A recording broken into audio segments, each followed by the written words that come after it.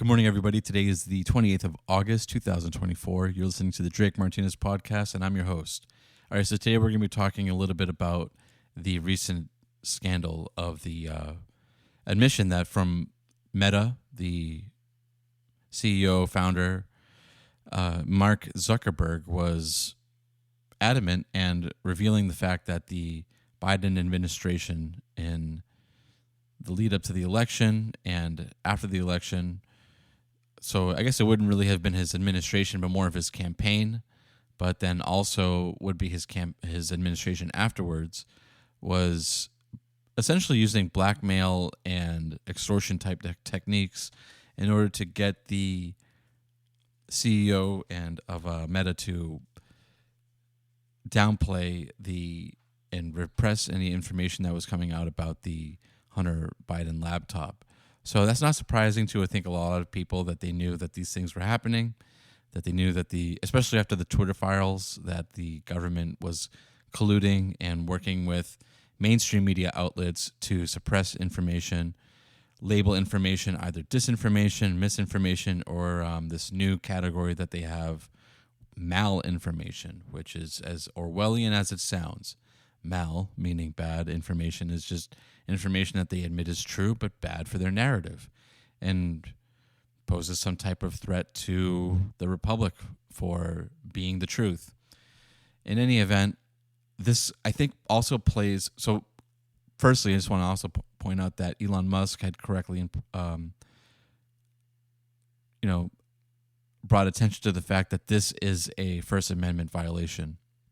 Not only that, but it also speaks to an overall trend in media narratives, media coverage of different candidates, and the alarmingly, I guess it's kind of in a good way, good, but it's also bad in the sense that they have just become so aggressive and so open and brazen with their techniques that they just don't care if it comes out anymore.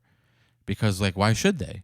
The media still controls narrative. It still controls outcomes. It still controls all these things. I mean, we don't have to look much further than into the past than just a few weeks ago when Donald Trump was shot in the head. He was shot in the ear, and Biden had to step down after their debate. And the media coverage of Biden leading up to the debate, after the debate, going into this Kamala Harris treatment where she got the Barack Obama treatment circa 2007, 2008, and even beyond.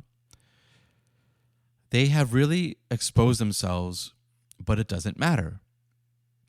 Everyone understands that they are a mouthpiece for the Democratic Party, that they are the propaganda wing for that party, that the media has chosen, the mainstream media has chosen the Democratic Party as its party. In 1984, Big Brother, the party that is in the book, has the media spin its news, spin everything that happens for it and everything that happens in the world.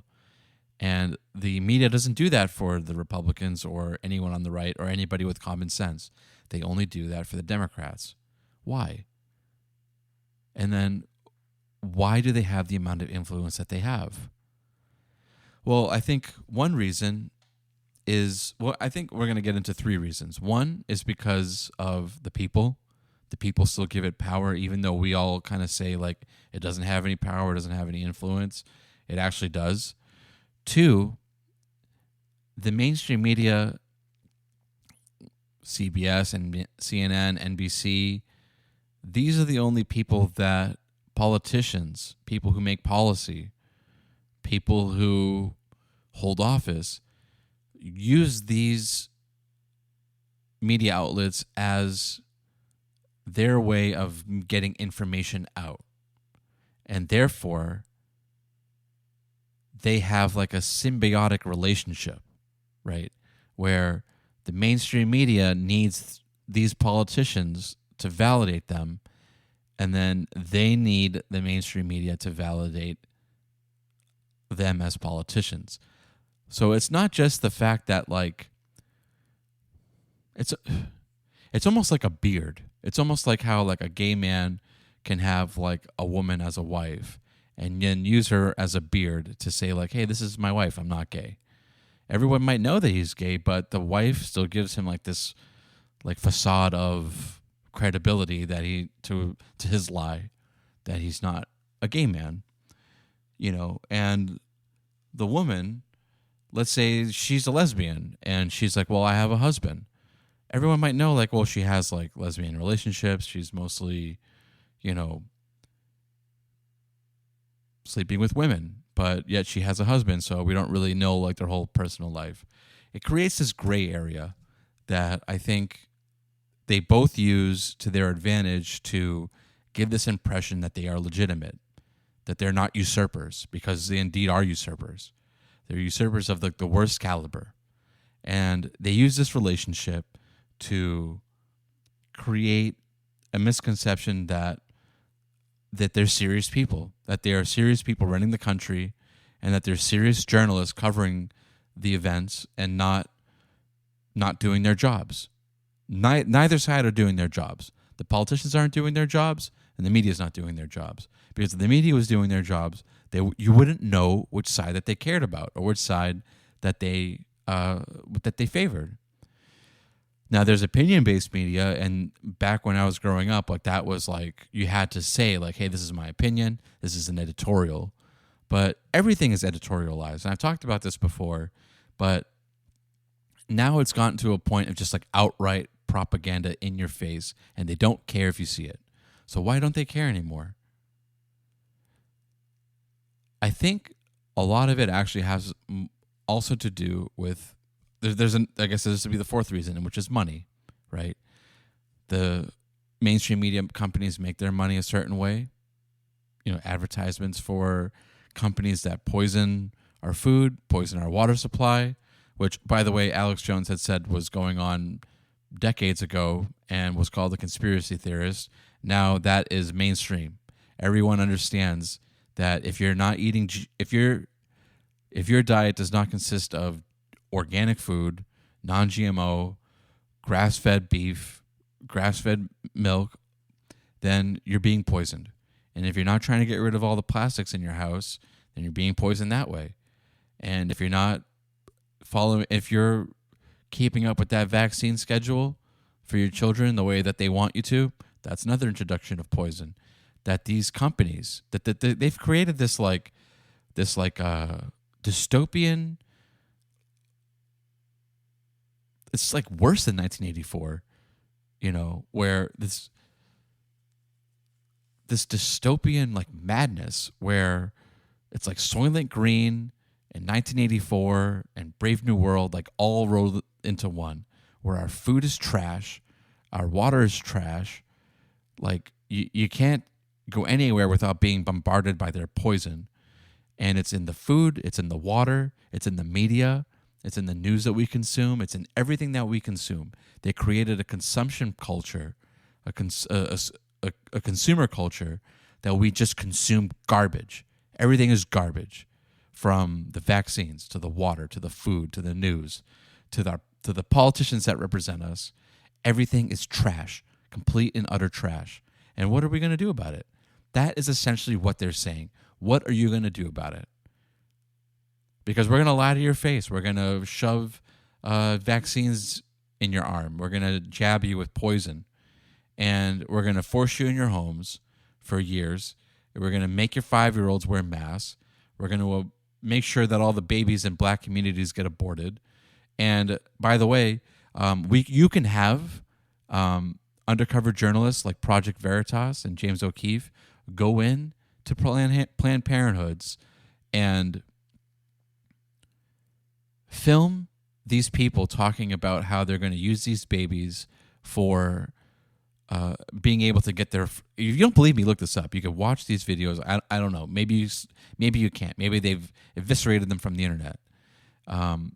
You can find video or audio or both of James O'Keefe and his people from Project Veritas conducting negotiations with these people from Planned Parenthood to say like, hey, we want to buy these fetuses from you for $200,000.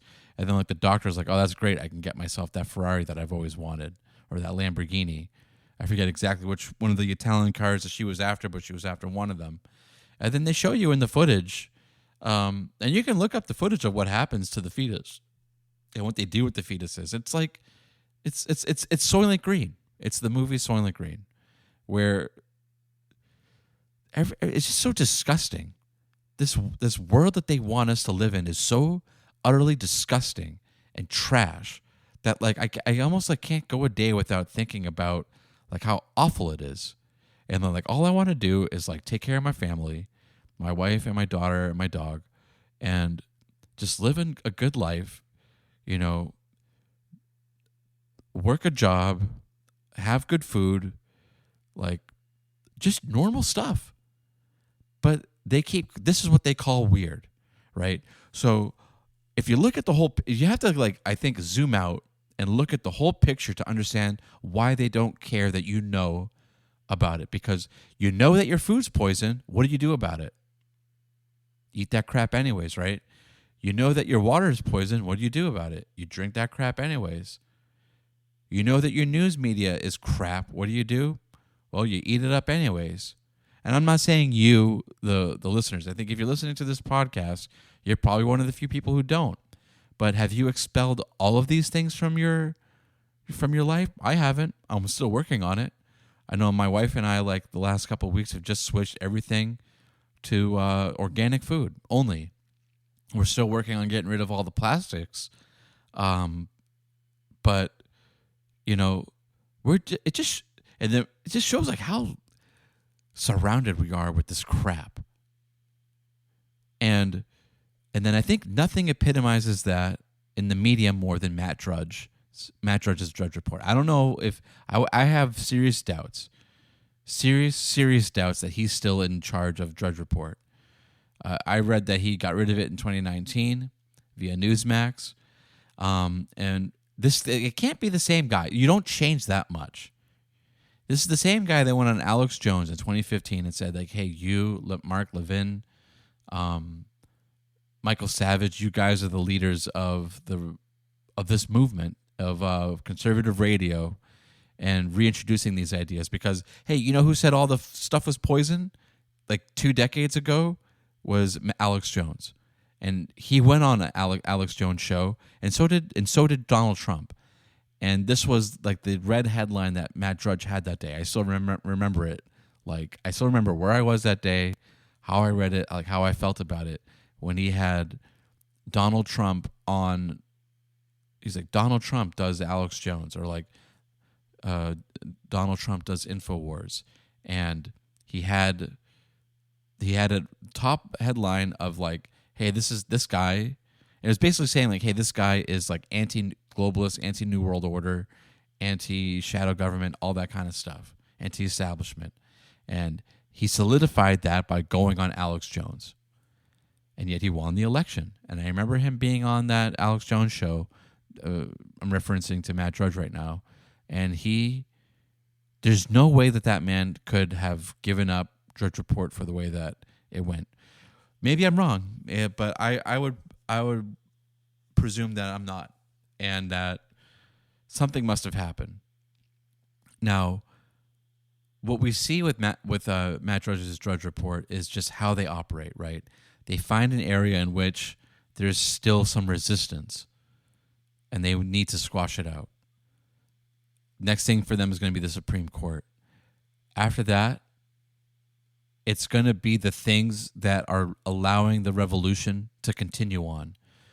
GMO food, non-GMO foods, organic foods, body autonomy when it comes to the real body autonomy when it comes to vaccine schedules. And why?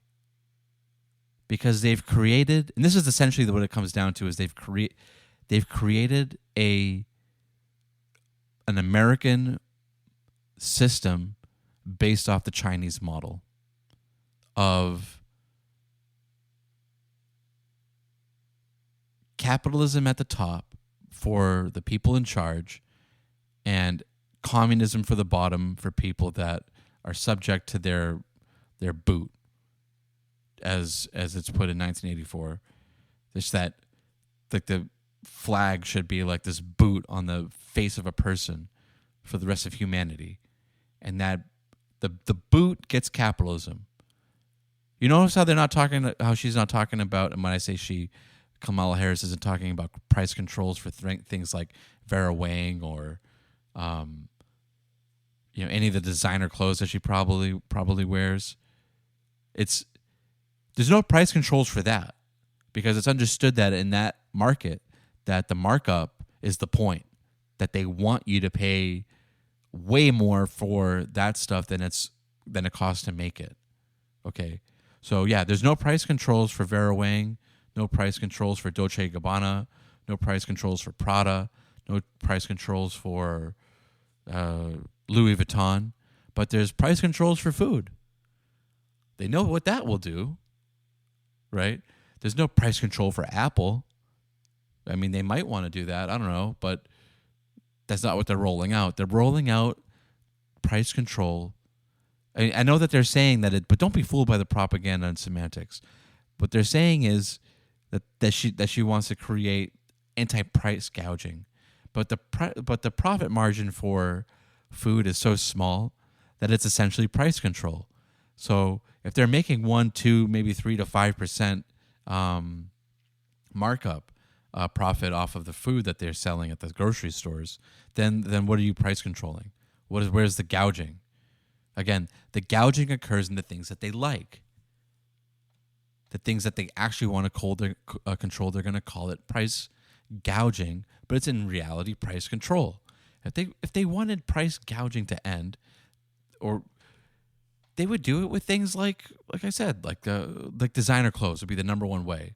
Designer sunglasses, designer eyewear, Cartier, any one of those things where like they know that it costs them like $5 to $10 to make that product, that piece of plastic, or the really small dress.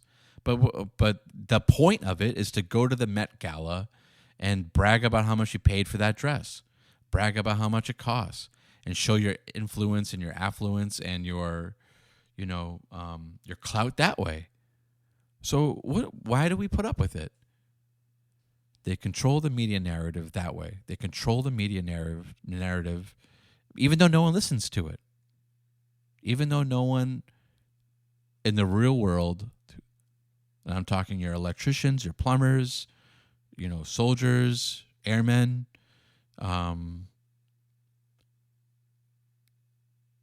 people who work real jobs and do things with their hands, no one listens to that crap. But yet it has such immense influence. And it's this bubble. It's this this circle that they've created where the media reinforces their narrative. That narrative then gets put out to brainwash X amount of people to vote for them, or to another X number of people to rig the elections for them, to get the cemetery to sign up to vote for them. And it's terrible. It's terrible. And the methods in which that we can mitigate and maintain control over our own lives need to be held, because COVID has shown that I don't know why they gave up the control, because they could have just kept it, I would presume, because they've been poisoning the water supply, they've been poisoning the food supply, they've been manipulating elections, assassinating presidents. I mean, the fact that they're still not going to get out of this JFK assassination records of all the stuff that they have based off of the assassination 60 years ago just shows that the people that are in charge are hiding immense things from us, and they have been doing so for a long time. And they've been driving this country into this dystopian hellhole where everything is just messed up. Everything is backwards, and nothing I think epitomizes that, of like how backwards and how messed up things are and how angry we should be about it, than looking at what El Salvador was able to do in just 3 years. With solid leadership and people who weren't demons, they were able to get rid of MS-13, arrest 80,000 gang members, and turn their country around from the murder capital, the least safe country in the world, to the most safe country in the Western Hemisphere in 3 years' time. I think it was roughly 3 years' time. You could fact check me on that one, but roughly 3 years' time they were able to do that. And in America, we could accomplish so much if our priorities weren't screwed up, if we weren't being poisoned, if we could just get together on basic ideas, maintain the republic, maintain the Constitution, and get these people, get these leeches out of there.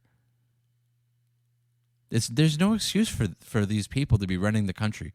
You know, I hate to like rant, but you know, I saw this like video from Piers Morgan where he had Anthony Weiner, who's this disgusting politician who was a pedophile. He was like tweeting or like I think he was like DMing or like underage girls like pictures of himself, like lewd pictures of himself, and it caused his divorce with Uma Abedin, and now she's hooking up with or I think engaged to the Soros son, which says a lot. But anyways, this guy was on Piers Morgan, and someone, I think it might have been Dave Rubin or another like conservative or quasi-conservative, public figure was talking to him and debating him about whatever it was. And I'm like, you're debating Anthony Weiner. Why don't you say to the host, hey, sir, I don't want to debate a pedophile like this. I don't need this guy lecturing me about morals or really anything. I don't care what he has to say. I don't know why anyone would care about what this guy has to say. He's a disgrace. He belongs in prison. He doesn't belong here like lecturing me about anything or the public about anything. Please get him off the show. Call me when you get somebody with some credibility. And that is the nature. Anthony Weiner is like, you just like plug him into anywhere into politics. The Senate, the presidency, the vice presidency, Congress, governor. It doesn't matter. Like the whole thing is infested with people like Anthony Weiner. Because the moment that they open their mouths and they're like, oh, well, we want this for illegals. We want to send this money to Ukraine. We want to kill your babies. We want to poison you and allow all these crazy dystopian things to happen in this country. It's like, you don't have the right to lecture me about anything, actually. You really don't. You really don't have the right to lecture me about anything. To me, you're just another Anthony Weiner. Why you think that you get to talk to me about anything is outrageous. Like, could you imagine being like a mafia level boss, which is what these people are, and collecting taxes from grandma, collecting Social Security tax from grandma, collecting wages from a plumber or wages from an auto mechanic. Like people who like actually make the country run, that these leeches are like cool with that. And then they take that money and then they give it to people who cross the border. They give it to corrupt bureaucrats in Ukraine. They give it to their buddies like who run these fake companies that have these like, it's just like after just a little like history lesson. After the Civil War, when they were doing Reconstruction, they called it the age of Shod because there were so many like just crap companies that got these government contracts to rebuild the South. And they were charging, famously like 10 times, 30, 40, 50 times the amount for a toilet, for a hammer, for any kind of like small work because the taxpayers got some deep pockets, and the politicians are more than happy to dig into them. And where they should be ashamed. They should be ashamed to do that. I'm not saying that you should, like, people should be ashamed to ask for help, but you should be ashamed if you steal from somebody or if you take more than you need. Just like if you visited somebody's house and you had the self-respect and consciousness to, like, not eat that last slice of pizza because you didn't order it or you didn't buy it, or you got these friends over and you got all these friends over and your buddy invited you over and he's like, hey, bro, make sure you make yourself at home. You don't, like, actually make yourself at home. You make yourself at home enough where you're comfortable, but you're not too comfortable. These are the types of people that when they hear, like, oh, you can make yourself at home, they're like, okay, well, I'm just going to go through your fridge. I'm going to go through your wallet. I'm going to start, cutting body parts off your child. I'm going to start doing, like, whatever I want because you told me through your friendly nature to do whatever you want. You said make yourself at home. This is what I do in my home. I don't, actually. This is what I want to do in your home. I'm tired of these people. And I think maybe a lot of people out there are too. So I think we all need to get into the habit of not allowing these people to lecture us about anything. They're in no position to. Why do we listen to them? As a matter of fact, whatever they tell you, you should do the opposite. They're telling you to, of course, like, talk with your spouse. Like, I talk to my wife about these things every day.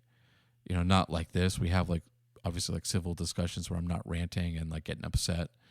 But a lot of this stuff has just, like, really been getting to me lately because, like, at this point, I actually don't really care if, like, Trump wins. I really don't. I don't care if he wins because there's more important things than that. I pray that he wins. I pray that I don't have to ever. I got so upset listening to Obama talk during the DNC committee, the National Convention, or whatever the heck they want to call it. I got so upset listening to that guy just from the disdain in his voice from the American people and just, like, the way that he talks about Trump. And it's not like I really care about Trump all that much. It's just like, again, you're not in the position to talk about him like that.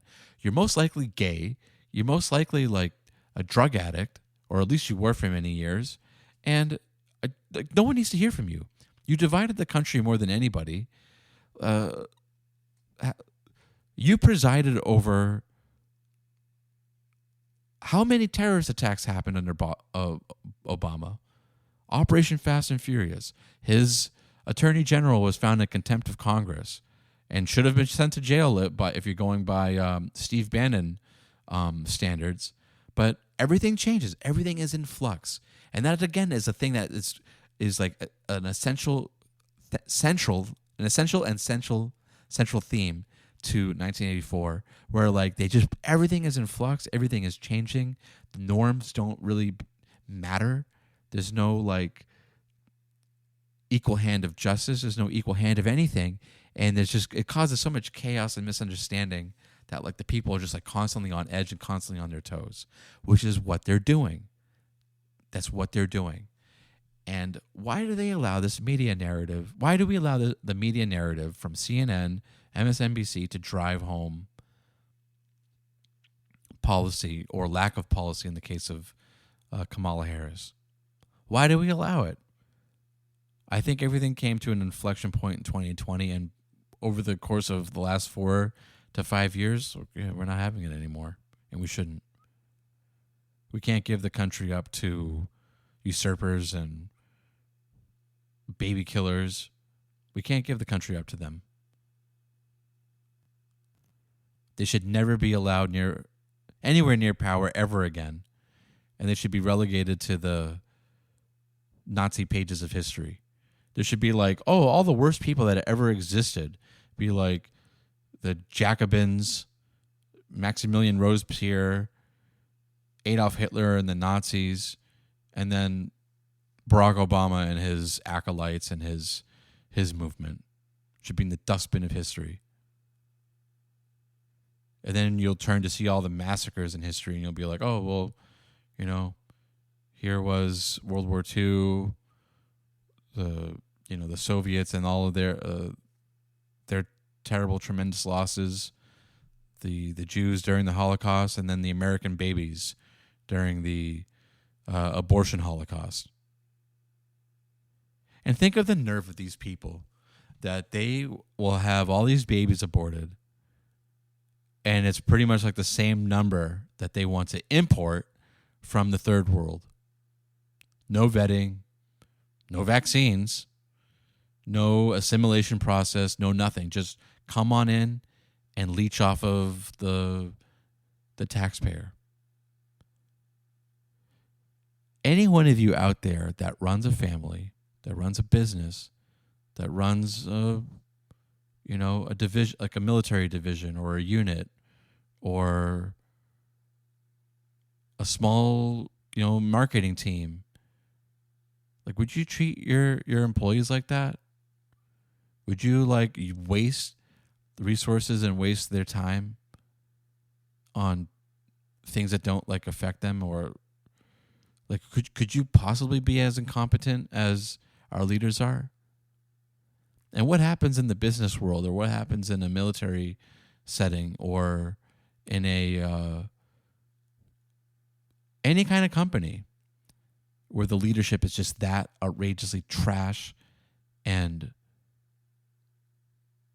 totally incompetent? What would you do? The place wouldn't be able to function. And that's what we have. And I'm going to wrap it up with saying that the media creates, although no one in the real world uses the media to influence their opinions. As a matter of fact, they might use them in the opposite direction. It still drives home the narrative because of the system that they've created. And the only way that we can break that system is to create our own. And we can't give it up to them. Whatever vestiges that we have of freedom, Second Amendment, homeschooling our children, real healthy food, clean water, abstaining from using too many plastics in your home, whatever methods that you have of reducing that influence in your home and in your family, you have to use it. You have to. There's no going back. There's no going back to 2020 where they could just shut down an economy on a whim, put masks on your 5-year-old and keep them from going to school.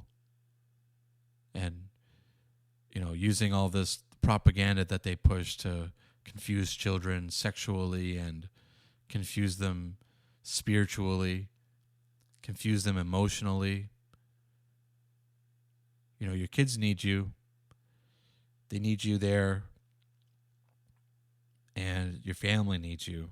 And you have to be healthy. You have to be fit and in shape, well-informed. And it's exhausting. It's really exhausting that you have to watch out for a nonstop parade of demons trying to ruin everything. I'm there. That's why I'm so frustrated is because I've known about these things for 12 or more years. Probably around 12 years or so, 13 years. But it really hasn't made me really upset as it has in the last couple of weeks, and I've just been stewing about it. So this has kind of been a good cathartic release. And but hopefully let me know what you guys think about this. I think it's just totally outrageous that this goes on in our country, and that you have to sift through this minefield in what is supposed to be the greatest country in the world, where everything's trying to kill you. It's like being on deployment, honestly.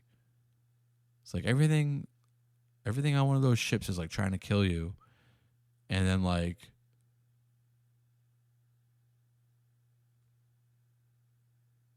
everything in the real world is trying to kill you too. All the food, all their fake medicine. It's just I'm so done with it. I'm so done with these people. I think that like we just have to hold on to what we have, and we cannot let it go. Because I don't want to be like too like down about it, but like we won the debate on the border. And it forced them to go again into a 1984 mode where like we've always been at war with Eurasia. No, we've always wanted a secure border. Obviously that's important.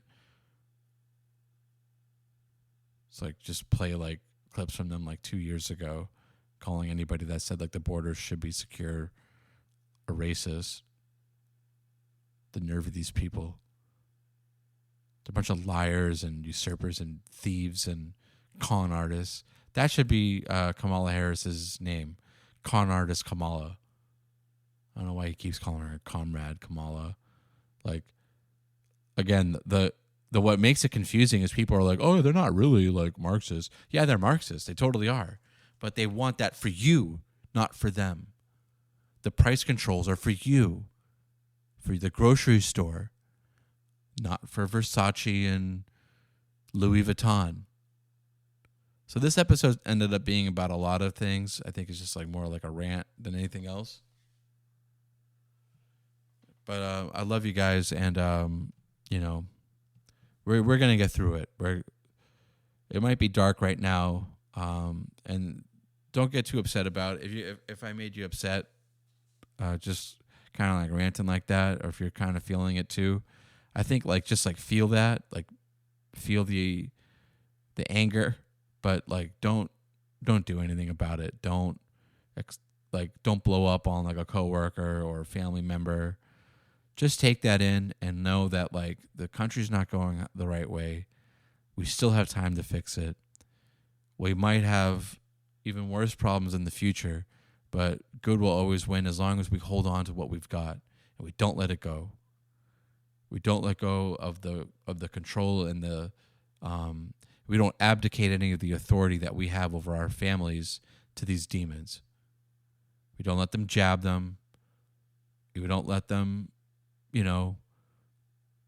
give them like this fake food and teach them all this crazy stuff, and then we just talk to our friends and our neighbors peacefully and with understanding and peace and love, and let them know like, hey man, like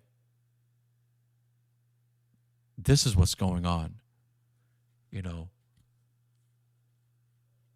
And I think you just can't use like those buzzwords. You can't use like those, like the basic talking points.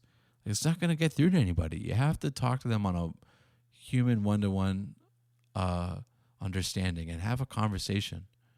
I've been able to do it. I've been able to convert a number of people from that kind of thinking to sensible thinking, and it just took talking to them, like really talking to them. And I wish I could do it for more people, but that's what this podcast is all about. I know I'm likely going to be talking to just like people that are like-minded, which is, cool and everything. But we have to like evangelize. We have to go out there and talk to people about like, and it's not a matter of like Trump, honestly. Again, I could really care less if that guy gets elected at this point. It's mostly about making sure that people understand who the real enemy is. Kamala Harris is just their mask. She's just the display that they like. The only reason why they got rid of Biden was because like the mask wasn't good anymore. The mask like didn't serve its purpose. So they needed a new and fresher face kind of looking one, And there's like bonus points that that's a black lady mask. But other than that, like the mask is just the mask. The figure behind it is what we really need to attack. So like, hey bro, I'm not talking about Kamala. Like Kamala is just a figurehead. Okay, you don't like Trump. Cool. You know who could really throw them off? I don't like him either. You know what? It's actually irrelevant if I like him or not. Because I'm voting for him because of his policies, or I'm voting for him because one policy, I don't want the border open. And do you really believe Kamala will keep the border closed when she's had it open and she wants it open, and you can't find an interview with her saying that she wants it closed, where you can find one with Trump, and it was actually closed during Trump? I mean, even though it was like mostly because of COVID, but the border crossings were way down, and the wall was getting built, and then like at least something was getting done. It's like, okay, well, I'm a one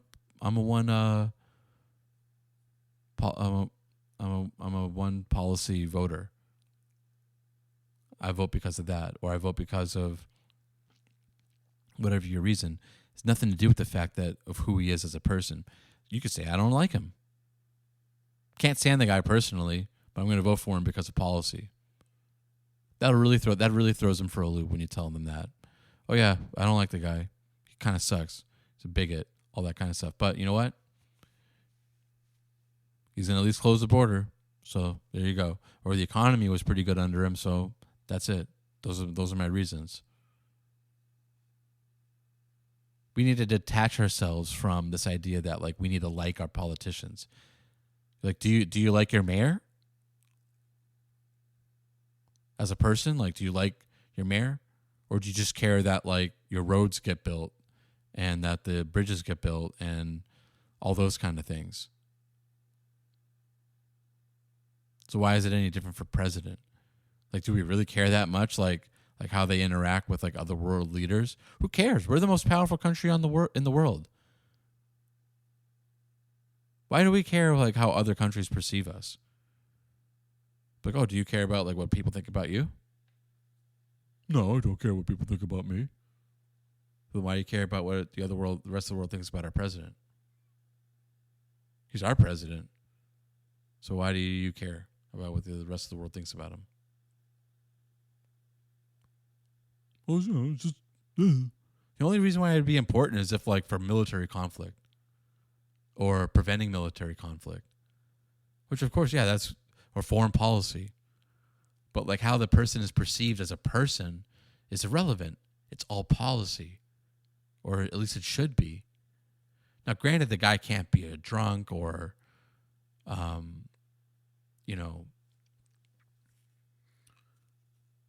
totally discredited and disrespected by his peers, but that's not what Trump is. No one could really like accuse him of that.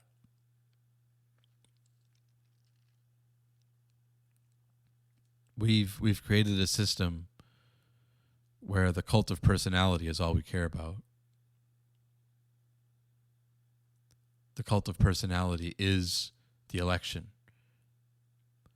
Anyways, that'll do it for today. I'll talk to you guys next time, and y'all take care out there, and God bless.